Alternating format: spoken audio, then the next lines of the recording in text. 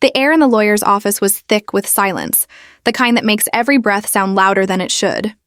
Papers were stacked neatly on the oak desk, sunlight cutting across them in sharp lines through the blinds. Everyone sat waiting, my father with his smug smile, my mother shifting in her seat, and me, sitting quietly at the end of the table. The lawyer cleared his throat and opened the will. His words came slow, deliberate. As for my grandson, I leave behind the garage. That was it. One line. One sentence. My father immediately burst into laughter, a laugh so sharp it echoed in the room like broken glass. He slapped the arm of his chair and leaned toward me. A garage? That's all you get? My father was worth billions, and you're left with a pile of rust. You're nothing. The room seemed to shrink. My cousins smirked. My mother looked away, and even the lawyer hesitated, uncomfortable with the cruelty. My father wasn't done. He leaned closer, lowering his voice so only I could hear. You've always been a disappointment. And now this proves it. A garage? You'll never be more than a failure in this family. I didn't move. I didn't shout back. I didn't even blink. The weight of his words pressed against me, but I let them pass like smoke disappearing into the air. The whispers began. My uncle muttered something about wasted potential. My aunt shook her head, pity dripping from her eyes. My cousins chuckled under their breath, already imagining me sweeping oil-stained floors while they enjoyed luxury cars and beach houses. Still, I sat quietly, calm, listening, watching. My father raised his voice now, wanting the whole room to hear. Do you really think a broken garage can make you a man? You'll be standing there with grease on your hands while the rest of us enjoy the fortune. You don't belong at this table. You don't belong in this family. The sting of humiliation was sharp, but behind my silence, a fire burned. He thought the garage was junk. He thought it was an insult. He thought it was the proof of my failure. But I knew something he didn't. I looked at him once, steady, unwavering. My silence was louder than any insult he had thrown. The lawyer closed the will, clearing his throat nervously. My father leaned back in triumph, convinced he had won, convinced I had been crushed. But I didn't move. I didn't argue. I let the weight of the moment settle around us all, like a storm cloud no one could escape. The whispers continued. The smirks stayed. And I stayed quiet, calm, waiting, because they didn't know what that garage really was. Not yet. The next morning, I stood outside the garage. It was smaller than I remembered. The paint had long faded into a dull gray, its wooden boards cracked and splintered. The sign above the door, once carrying my grandfather's name in proud block letters, was hanging by one rusty chain, creaking whenever the wind pushed against it. A padlock dangled from the metal latch, orange with rust, as if it hadn't been opened in years. My father's words echoed in my head. A garage? You're nothing. I could almost hear his laughter, feel the weight of every pair of eyes that had looked at me with pity yesterday. To them, this place was a joke, a symbol of my failure. To me, it was something else. Something waiting. A car slowed as it passed by. Two men inside glanced at me, then at the garage, then exchanged smirks before driving away. Across the street, an old woman sitting on her porch shook her head softly, as if to say, "Poor boy. He doesn't know what he's in for." I could feel the neighborhood watching me, whispering. This garage had been abandoned for so long that it had become a kind of local legend. Some said it was worthless. Others claimed my grandfather had gone senile for keeping it. Nobody believed it held anything of value. I walked closer, my shoes crunching against gravel. The air smelled of rust and oil, faint but familiar. It was the smell of my childhood, when my grandfather used to bring me here on weekends. I remembered his calloused hands guiding mine as I held a wrench too big for me. I remembered the way his eyes twinkled when he said, "One day, this will all make sense to you." At the time, I thought he was just being kind. Now, standing before the old garage, those words felt heavier. I reached out and touched the door. The wood was rough, splinters catching at my skin. The padlock rattled weakly when I tugged on it. For a moment, I hesitated. What if everyone was right? What if it really was nothing but junk? Behind me, a familiar voice cut through the silence. "So, you came to see your kingdom?" I turned. My father stood a few feet away, arms crossed, his expensive suit catching the sunlight. He had followed me here, probably just to gloat. "I told you," he sneered, "this is all you'll ever have. Look at it, broken walls, rotten wood, trash, This is your inheritance. While the rest of us enjoy real wealth, you'll be stuck fixing flat tires for pennies." His voice carried, and soon a few neighbors edged closer, pretending to be busy but clearly listening. One man leaned against his fence, smirking. A couple of teenagers pulled out their phones, whispering as they pointed toward me. My father had made sure this humiliation was public, but I didn't answer. Instead, I knelt down by the lock. My grandfather's old key, heavy and cold, slipped easily into the rusted hole. My father chuckled behind me. "Go ahead, open it. Let everyone see the treasure you've been given." The lock clicked. Dust puffed into the air as I pushed the heavy doors. They groaned on their hinges, protesting before swinging open. Inside was darkness. Thick, suffocating, layered with years of abandonment. Dust floated in beams of sunlight that pierced through broken slats in the roof. Old tires lay piled against one wall, half covered in cobwebs. A cracked workbench leaned in the corner, tools scattered like forgotten bones. The crowd outside laughed. My father clapped his hands in mock applause. Magnificent. Truly a billionaire's gift. "Congratulations, son, you've inherited trash." My jaw tightened, but still I said nothing. I stepped inside, the wood creaking beneath me. The smell of oil and dust grew stronger, but beneath it, there was something else. Something faint. A metallic scent, sharp and clean, hidden beneath the rot. I moved deeper, my fingers brushing along the wall until they found a switch.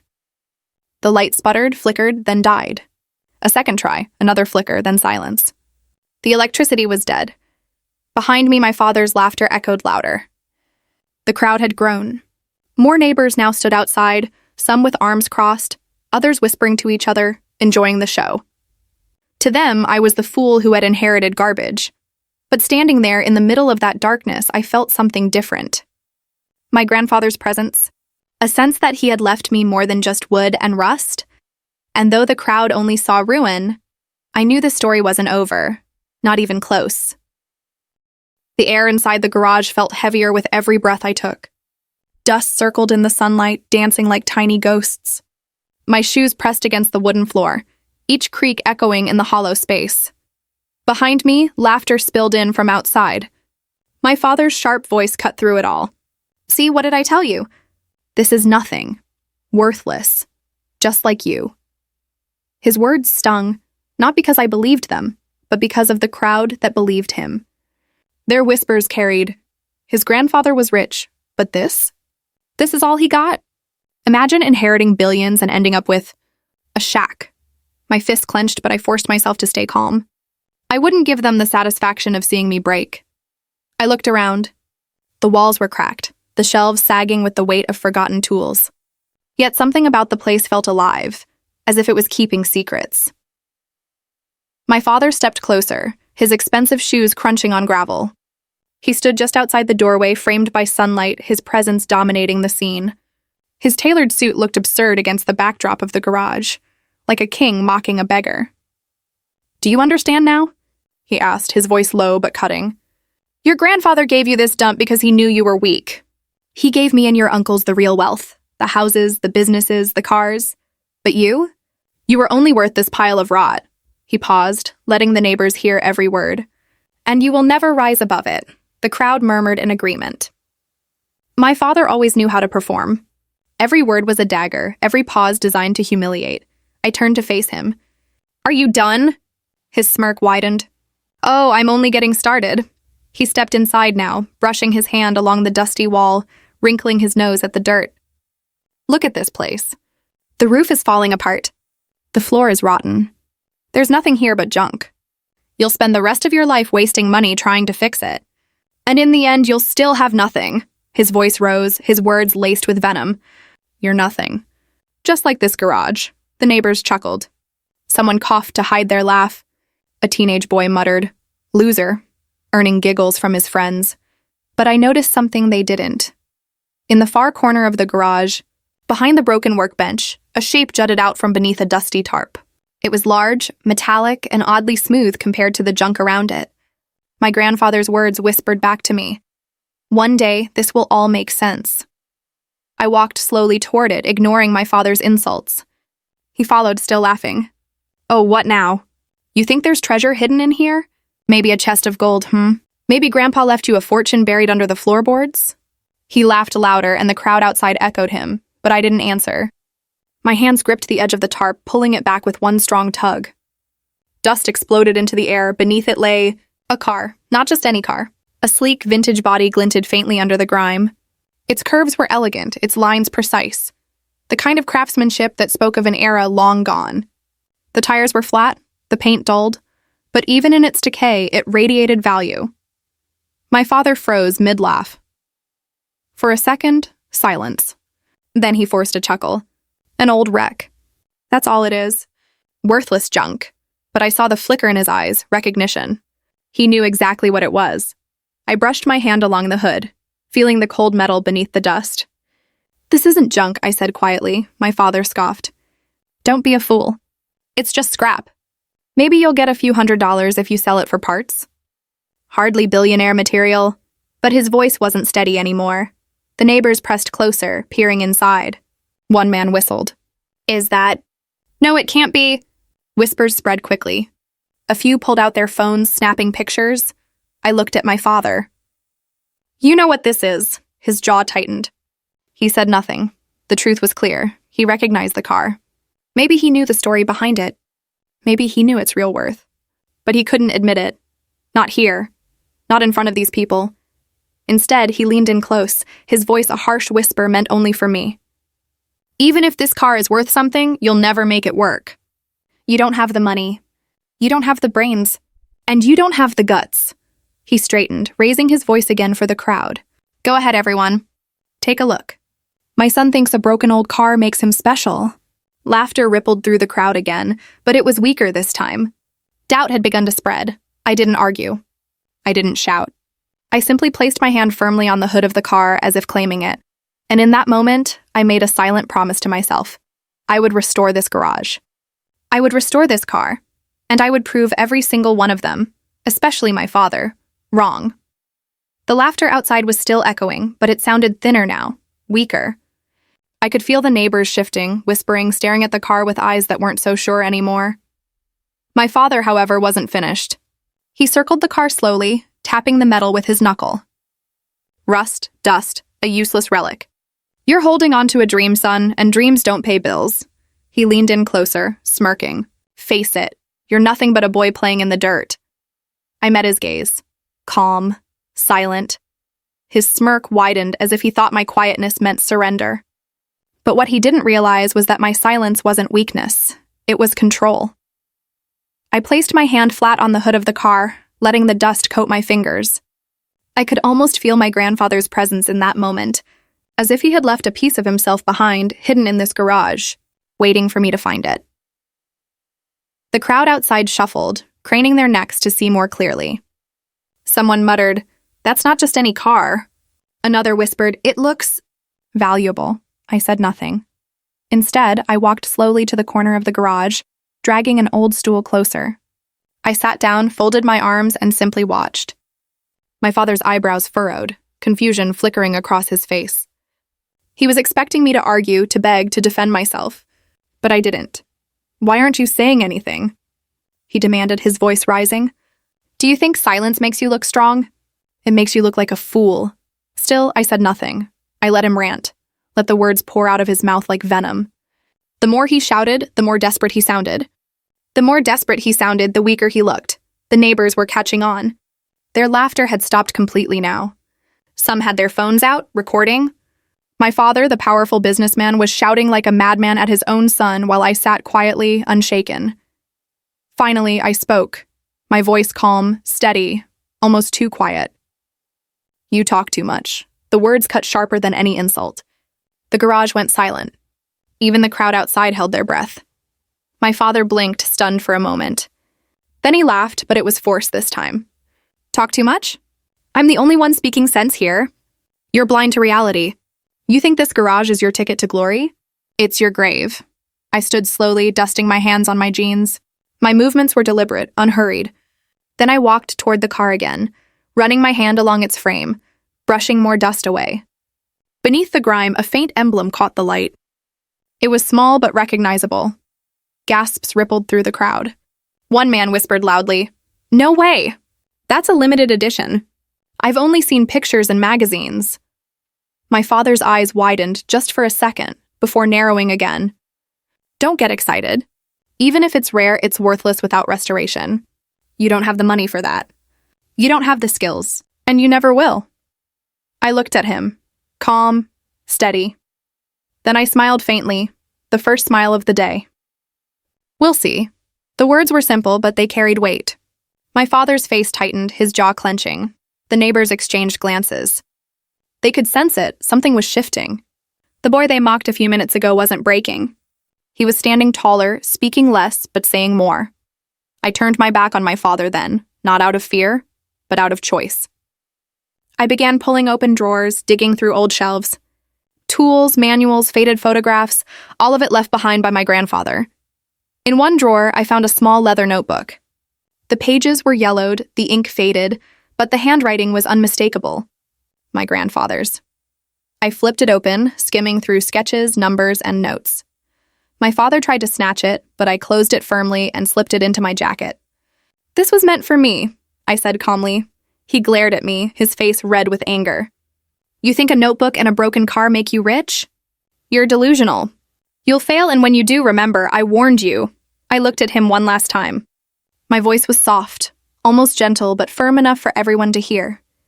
I don't need your warning. I have his guidance. I tapped the notebook in my jacket, and with that, I walked past him, stepping out of the garage into the sunlight. The crowd parted as I moved, their eyes following me, their whispers chasing me. For the first time that day, I wasn't the one being judged. He was. The sun was dipping low, painting the sky in streaks of orange and red. The crowd hadn't left. If anything, more neighbors had gathered, their curiosity growing stronger with every whisper about the car in my garage. Phones were out, cameras rolling, waiting for a moment worth capturing. My father stood stiffly at the center, still trying to control the narrative, his voice sharp and commanding. Everyone calm down. Don't let your imagination run wild. It's just an old, worthless shell of a car. Nothing more. But his voice lacked the conviction it once carried. His eyes betrayed him, darting nervously between the emblem on the hood and the growing crowd. I, however, didn't rush. I pulled the leather notebook from my jacket and flipped through it slowly, deliberately, as if each page was a key unlocking something greater. The handwriting was my grandfather's, careful sketches, notes in the margins, lists of names and dates. One page caught my eye. Limited edition. 1 of 10, built for collectors. Never released to market, my breath caught. My grandfather hadn't just left me a car. He had left me a legend. I turned the book around, showing the crowd. Gasps erupted. 1 of 10? Someone whispered. If that's true, this car isn't just rare, it's priceless. The murmur spread like wildfire. Even those who had mocked me minutes ago were now looking at me differently. Respect, awe, envy. My father's face paled. He snatched the notebook from my hands, flipping through it frantically, as if searching for proof that it wasn't real. But the more he read, the deeper his scowl grew. I reached out calmly and took the notebook back. Grandpa left this for me. Not for you. The crowd erupted in whispers again. My father's voice cracked with anger. You think this makes you powerful? A car? A dusty old notebook? You don't even know what to do with them. I didn't respond. Instead, I walked back to the car, opened the driver's side door, and slid inside. The seat groaned under my weight, leather cracking with age. Dust swirled in the air, but when my hands touched the steering wheel, something in me shifted. It felt like destiny. I reached under the dashboard where my grandfather's notes had marked a hidden compartment. After a few seconds of fumbling, I found it. A small rusted key taped to the frame. Gasps filled the garage as I held it up. Slowly, deliberately, I slid the key into the ignition. Click. The silence was deafening. Even my father stopped breathing. For a long second, nothing happened. Then, the engine roared to life, shaking the floor beneath us. Dust cascaded from the ceiling. Tools rattled on shelves, and the entire crowd jumped back. The sound was raw, powerful, alive. Gasps turned into shouts. It works. Impossible. After all these years? That's not just a car, that's history. My father stumbled back, his face twisted in disbelief. His voice was barely a whisper now. No, it can't be. But it was. I revved the engine again, the roar echoing through the streets. The once run-down garage was now glowing with the light of something extraordinary. Stepping out of the car, I faced the crowd. Their eyes were no longer filled with pity or mockery. They were wide with respect, some even admiration. Phones recorded every second. This wasn't just a moment. It was history being made. I turned to my father, calm, steady, unshaken. You called me nothing. You said this garage was worthless. But today you see the truth. Grandpa didn't give me trash. He gave me a legacy. The words hung heavy in the air. My father tried to respond, but the crowd's murmurs drowned him out. They weren't on his side anymore. Look at his face. He knew what it was. He lied to everyone. All this time, he mocked his own son. The whispers became judgment, the crowd now acting like a jury. My father shifted uncomfortably under their gaze. His confidence was crumbling. I walked closer to him, my voice low but firm. You spent your life chasing money, houses, and cars you never truly owned. But Grandpa trusted me with this because he knew something you never understood. True wealth isn't just money, it's vision. And he knew I'd see it when no one else could. The crowd murmured in agreement. My father's face turned red, his jaw tight, but he had no words left. I placed the notebook back in my jacket, my hand brushing against the cover like it was a shield. Then, turning to the crowd, I spoke louder, my voice carrying over the whispers. This garage isn't just mine, it's proof. Proof that appearances deceive, proof that silence is strength, and proof that sometimes the smallest inheritance holds the greatest treasure. The cheers began softly, then grew louder. Applause, shouts, support. My father lowered his head, unable to face them, and in that moment, I knew. The boy they had called nothing had just become something they could never ignore. The roar of the engine still echoed in the air, vibrating in the walls of the rundown garage. Dust had settled on the crowd outside, but no one moved. Dozens of eyes were locked on me, on the car, on the notebook tucked safely in my jacket. And then slowly, their attention turned to my father. The same neighbors who had laughed at me minutes ago now stared at him with narrowed eyes. Phones were pointed, recording not just the car, but him. Every twitch of his mouth, every flicker of panic was being captured. Someone whispered loud enough for others to hear. He knew all along. Another voice followed. He mocked his own son while hiding the truth. A ripple of agreement spread through the crowd.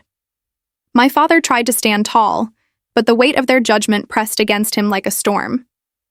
His suit, once a symbol of power, now looked cheap under the glow of the headlights.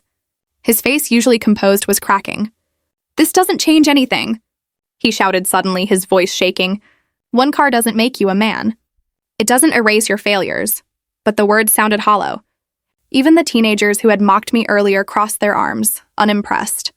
A woman near the front spoke boldly. "Failure? He just brought a legend back to life. And he didn't even need to scream about it." The crowd murmured louder, their voices overlapping. The father laughed.